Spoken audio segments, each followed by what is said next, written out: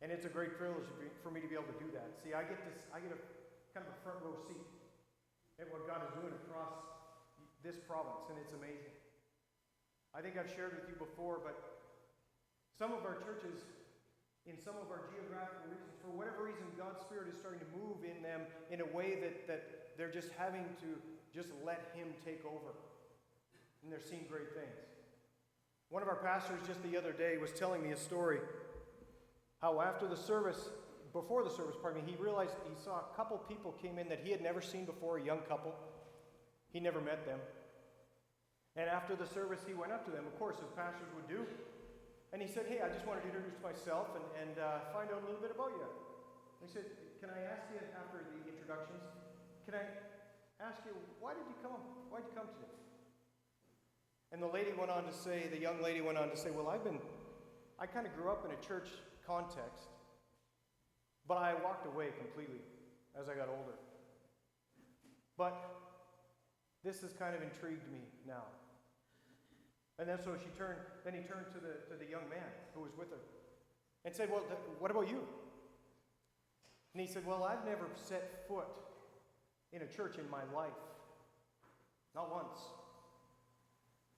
He said, well, why did you set foot in the church today? And he said, you know what I'm seeing right now? There's good and there's evil.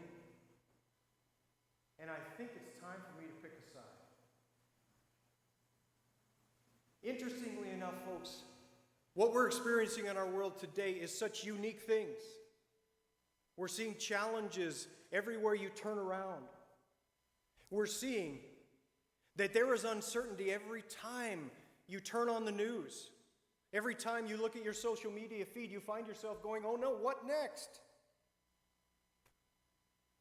You know, some of the most dramatic moments that ever happened, certainly in the Bible, but even in actually the history of mankind, they took place in a small little room that all over the world we've come to regard and know as the Last Supper.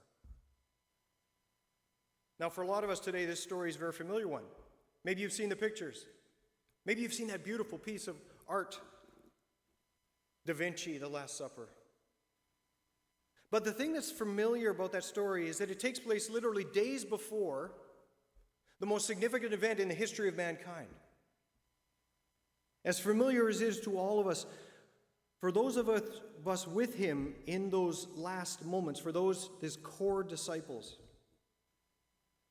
things were uncertain.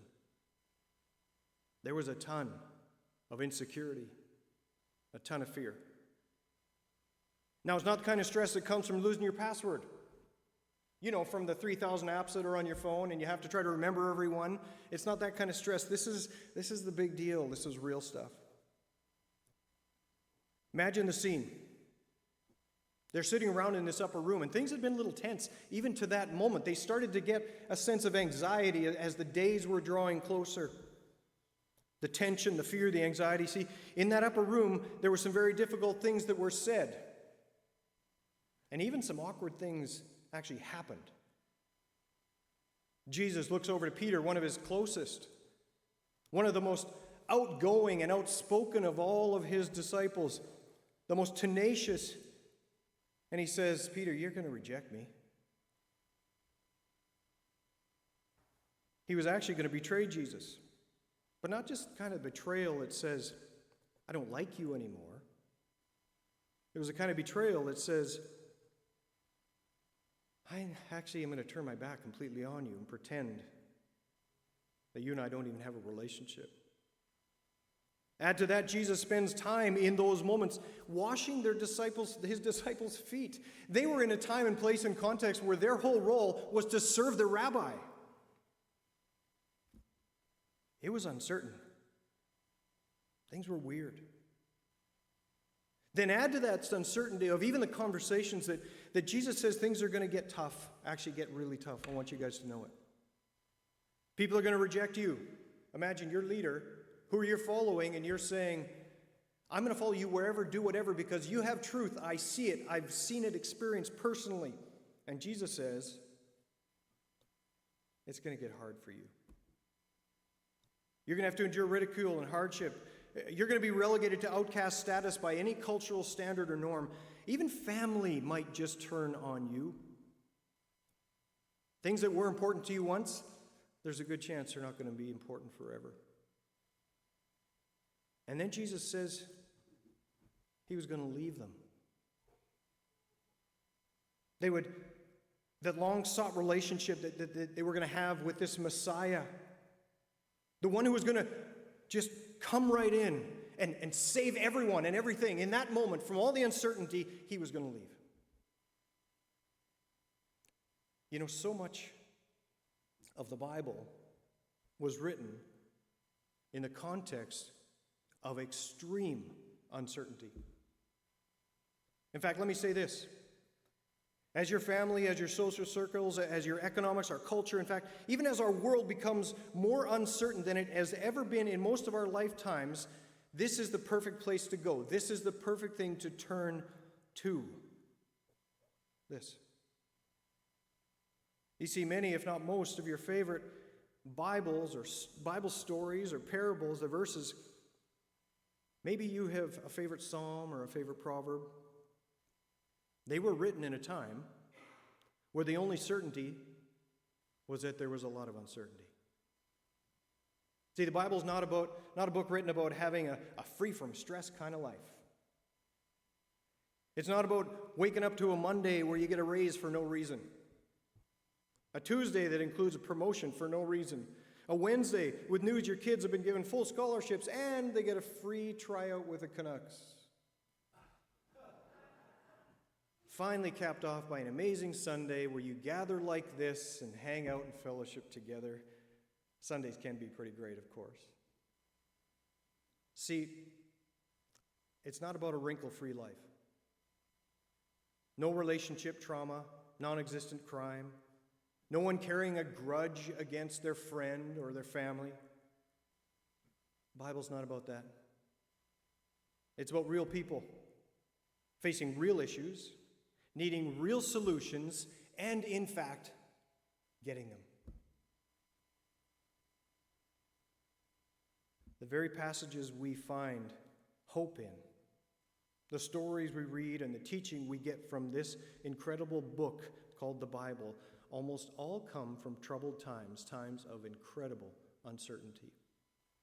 And when we read them, we see that in the middle of it all, even when God seemed like he was far away, even when it seemed like you just couldn't count on anything, we see God was there and God was certain.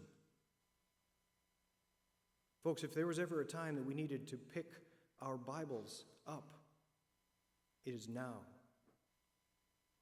There are stories like Joseph as he sat in the bottom of a well, remember, thrown in there by his jealous brothers, hopeless.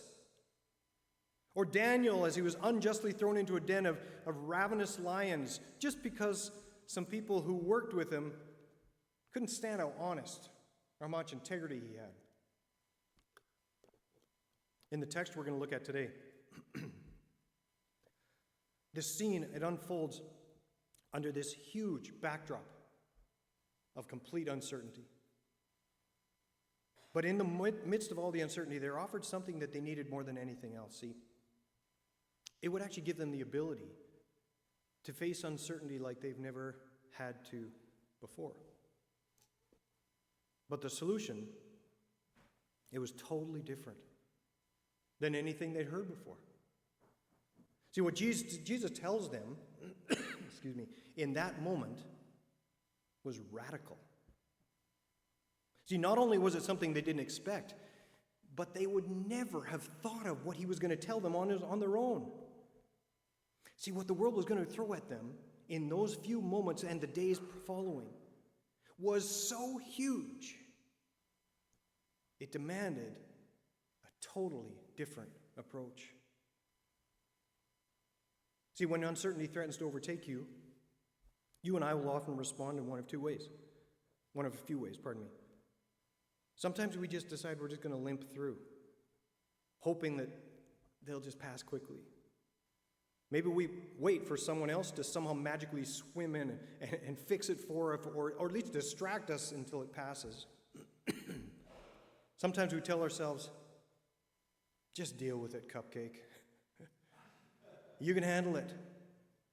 Plow through. Move on. You got this. Maybe the most common thing we tell ourselves is, hey, grow up and get stronger. Figure out how to cope. Do yoga. Do something. When Jesus was preparing his disciples for when he left, he wasn't interested in anything like that to prepare them. In fact, one of the key things he wanted them to understand is that dealing with life's challenges is not the result of you becoming a better you. I'll say it this way, and I think that's an important part of what Jesus was saying. Handling uncertainty, it is not the result of becoming a better version of myself. And the reason is because the common denominator in any approach we manufacture is me. You. See, an honest appraisal reveals that manufacturing a better me by me still ends up in the same result, which is me.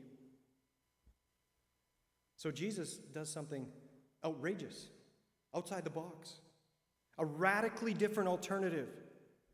John 15:5 was read for us earlier. I am the vine, you are the branches. If you remain in me and I in you, you will bear much fruit. Apart from me, you can do nothing. Okay, so Jesus is talking to his core group of disciples. And we know, we have the privilege of insight into what was going to happen. Things are going to get harder, you guys. So what are they supposed to do? Remain.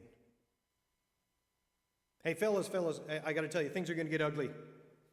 Nothing is going to go the way you like it to go. When you're mocked just because you know me, or when the most important people in your life turn your back on you, here's what you got to do. Guys, remain. So you want to know how to deal with all the hard things that are going to happen and be thrown at you? What do? Jesus says, remain in me. In him. That's it. Now, as you let that sink in just a little bit, the problem is that I don't know if we really know what that means. But maybe the answer is actually found in the very first part of that verse. He says this, remember? I am the vine, you are the branches. Which means this. Just as the life of the vine flows into the branch produces fruit. I will flow into you. See, Jesus is saying to them, listen, you guys, I don't want you to limp through problems. I don't want you to avoid or run away from difficult stuff. I don't want you to wait for something or get distracted. I don't even want you to try to manufacture a better you.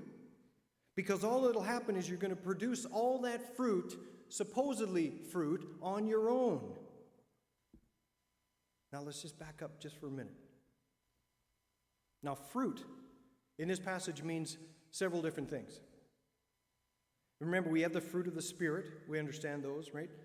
Those godly character traits that Paul teaches about in Galatians. Love, joy, peace, patience, kindness, goodness, faithfulness, gentleness, self-control. By the way, just as a side note, there's no plural in fruit.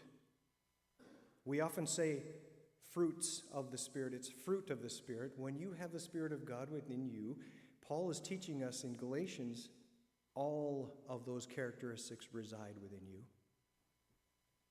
But he says it's also the kind of fruit that comes from producing other disciples. It's not just in you, it's out of you.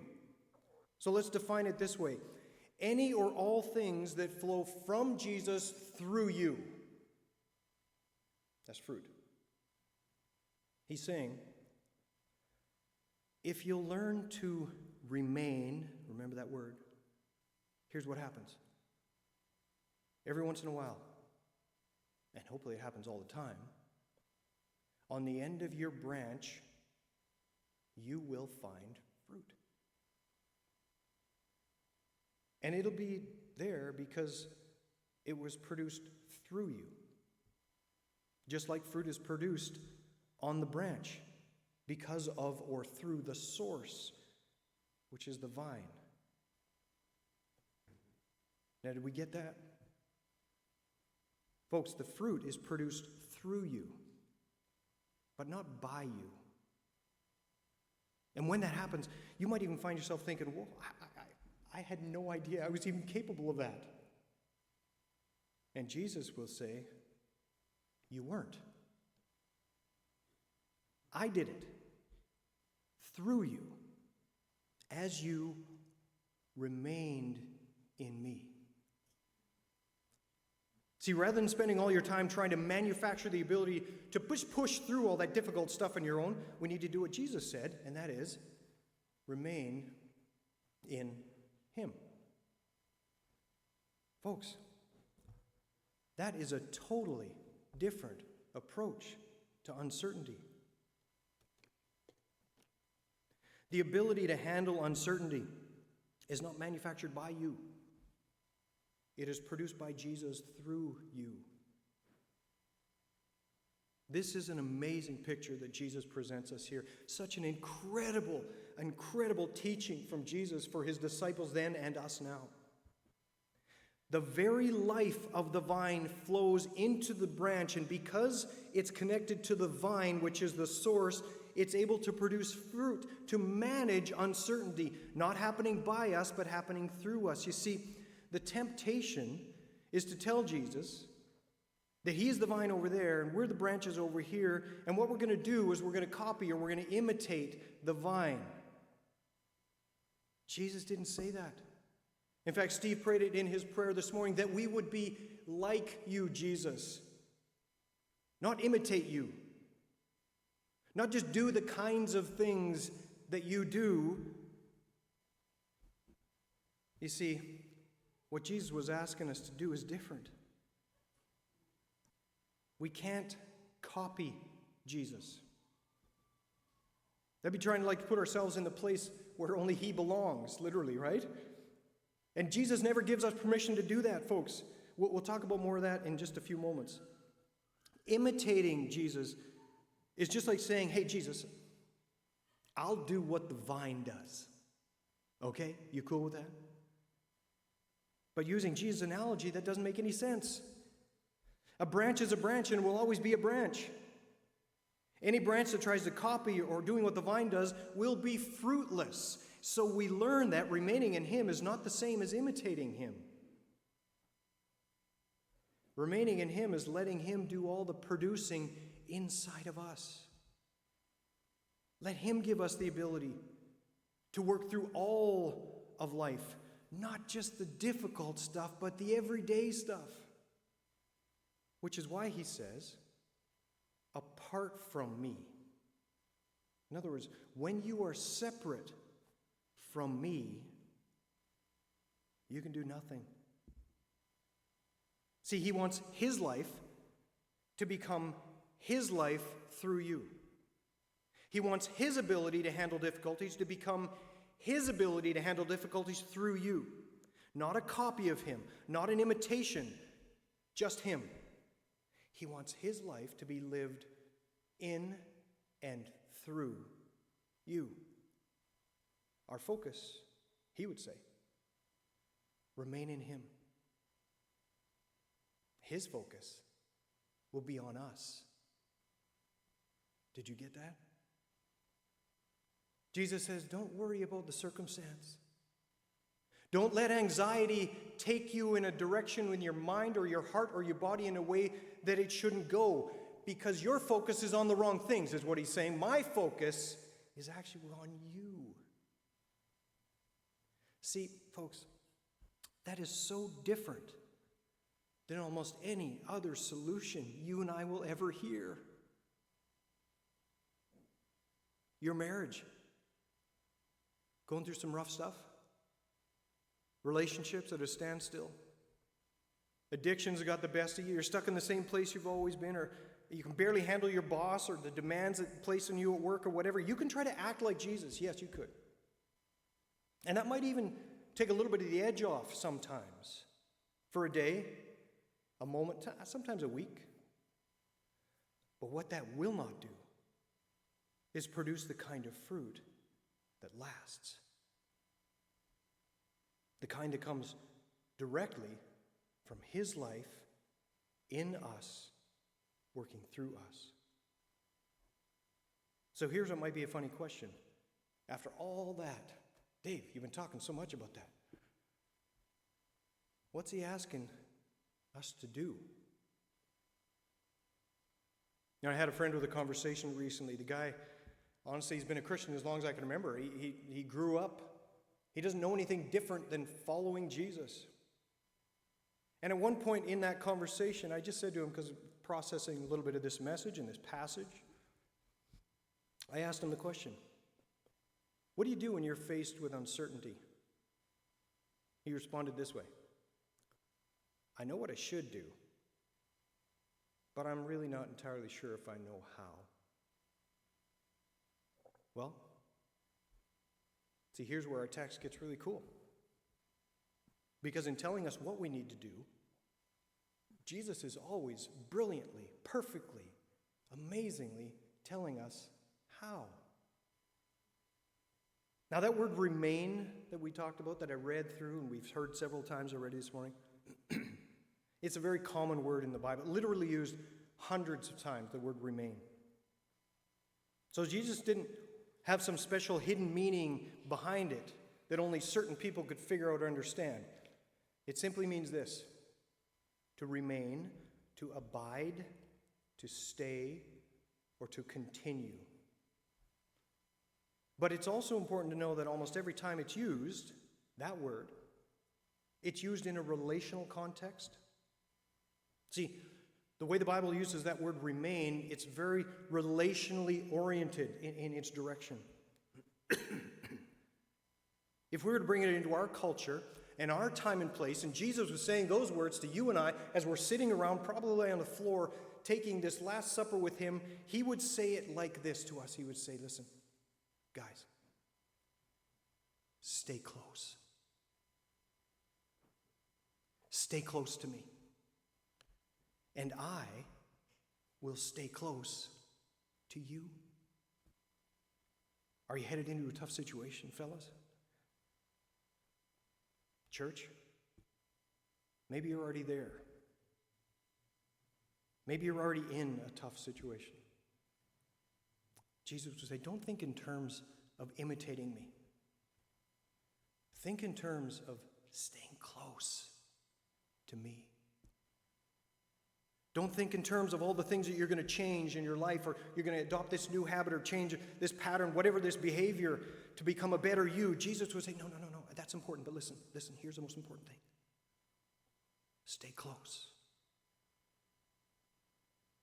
Do you see the relational part of that word?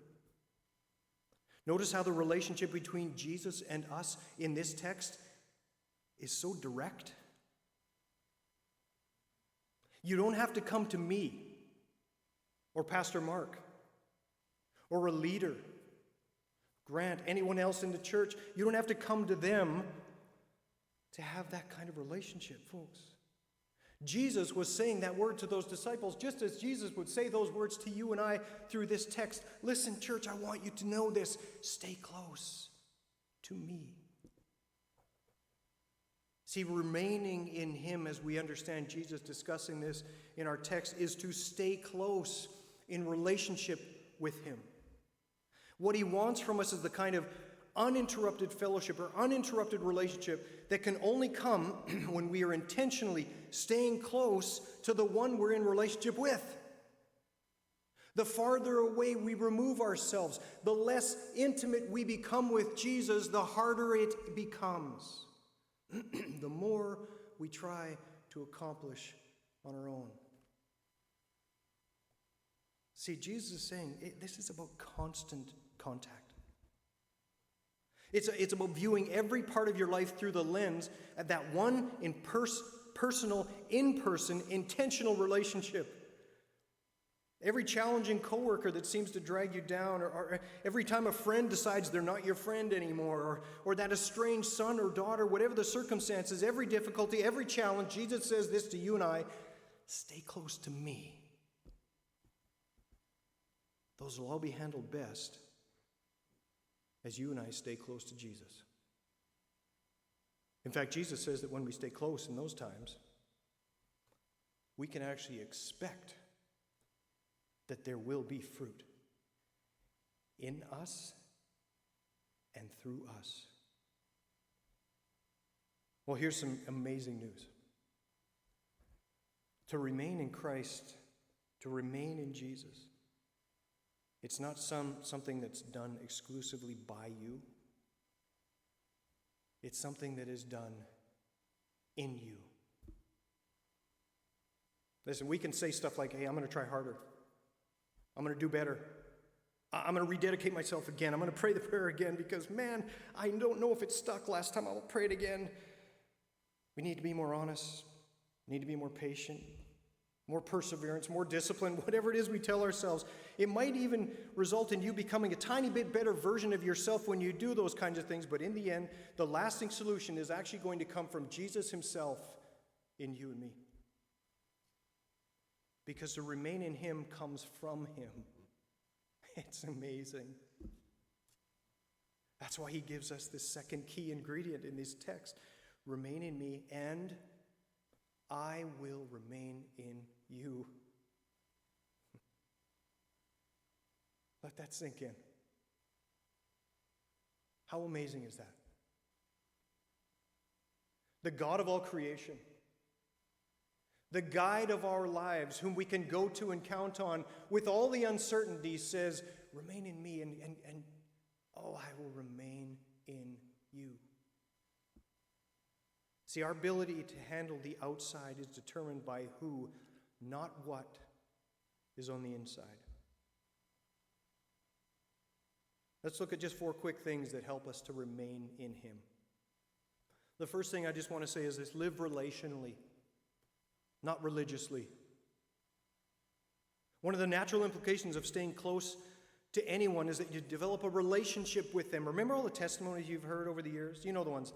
They sound something like this: I grew up in church or a youth group or a camp situation or whatever. I had friends, family, and they believed in God, but then they would usually say or include something like this in their story: but it never really made sense to me until I realized I could have a relationship with God. Where I can actually talk to God in a personal way. Where he's actually interested in the everyday single little details that go on in my life. See, what they're saying is, when you hear testimonies like that, is that an intellectual understanding didn't entirely do it. Believing in Jesus didn't really take you all the way. Simply going to church, making sure you're faithful, you're here 15 minutes early and you manage to stay an extra 3 or 4 minutes to shake that hand, that didn't really do it. Praying a prayer, making a commitment.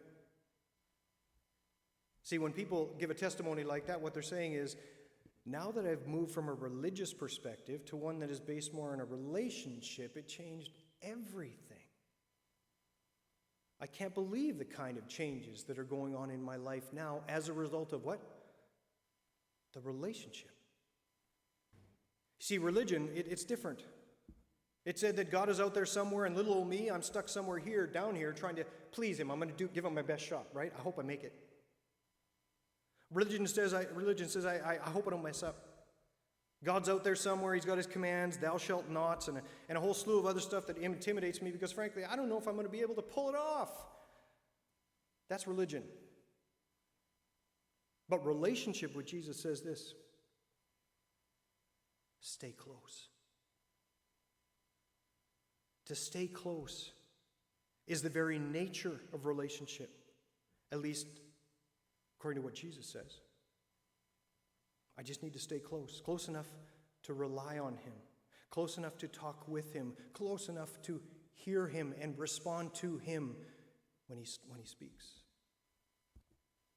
Now, there's something that a couple verses down we didn't read because we didn't have time to go in through it in much detail, but in verses 13 to 15, Jesus goes on to tell the disciples that they're now going to have a different kind of what?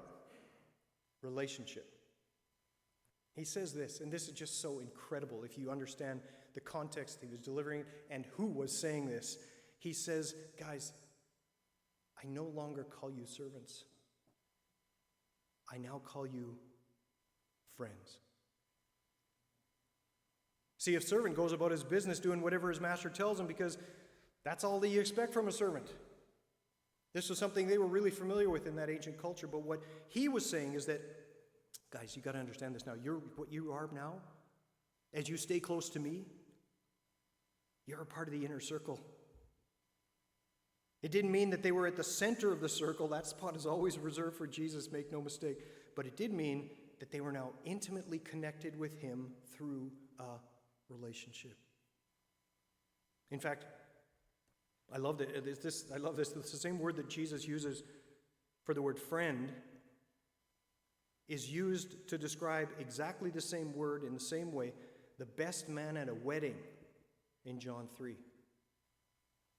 It's a friend whose purpose is to honor the best man by serving him willingly and with joy. See, he knows what he wants. It's that kind of friend. Now, I know there's probably some here today who've probably grown up with a traditional church background. If it's you, like me, maybe it was formal. You did the right things. You do it all in the right way, take the right steps, whatever. I'm not going to say that it was bad or that God wasn't really there, all that stuff. I would never say that. But if I can say something about it without sounding like I'm church bashing, I love the church. But a potential problem with that is that it makes God seem so distant, doesn't it? It seems like he's just over there. And that's the last thing that God is. He gave his son for us to bridge that distance. Let me give you the second thing I think we can do to remain close. We can be intentional about association, but not imitation. In other words, we have to get away from trying to do it all, just like Jesus would have done it all. It's not wrong to do the kinds of things Jesus did. In fact, we all absolutely should all the time. In fact, it's really important that we go out and do those kinds of things Jesus did. But instead of thinking about it as though we're copying him, maybe we should think about it as though we're doing it with him as he does it through us. See, it's an intentionality about the relationship. It's not intentional about the job of being religious. Third thing I think is we have to embrace this fact and make it a part of our everyday lives, and this is the fact that this, I can't, but he can through me. See, this flies in the face of our cultural and our personal achievement. You know that message you hear all the time, be all that you can be. I can't be patient with them anymore. My kids, my husband, whatever, but he can. I can't deal with temptation, my social media feed, the addictions, all that stuff, the drinks and whatever. They have a stranglehold on me. I can't deal with it. But he can. See, when you adopt this way of thinking, feeling, and acting, what you're doing is saying, I know I'm in the middle of temptation, or I'm in the middle of a challenging time, or in the middle of a hardship, whatever it is, and then we say, Jesus, I just want to have this relationship with you in the thick of it all. Not before or after, but then. Jesus, I can't, but you can through me.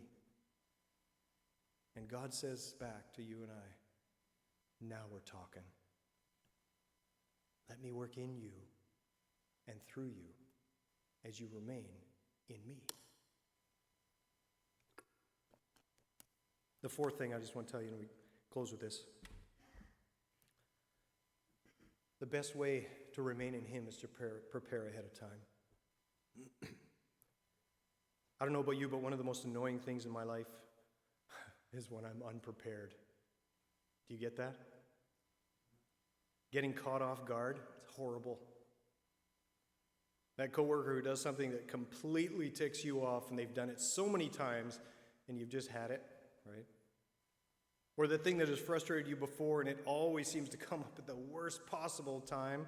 See, being completely unprepared usually ends up in a knee-jerk reaction rather than a careful, thoughtful response to it.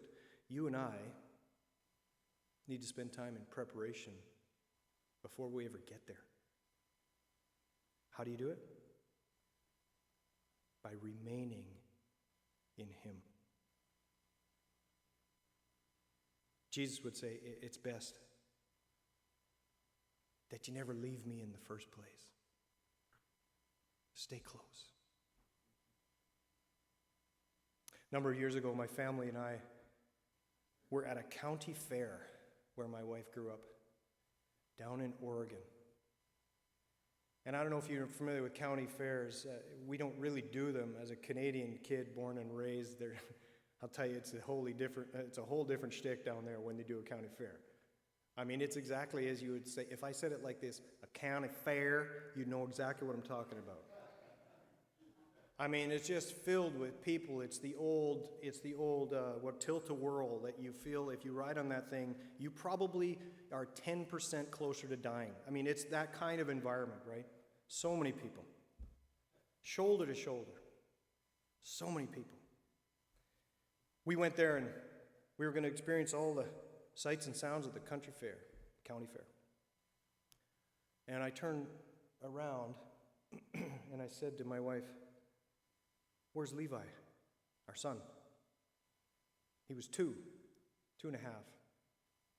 He was independent, strong, pretty confident young 2.5-year-old. And he was gone.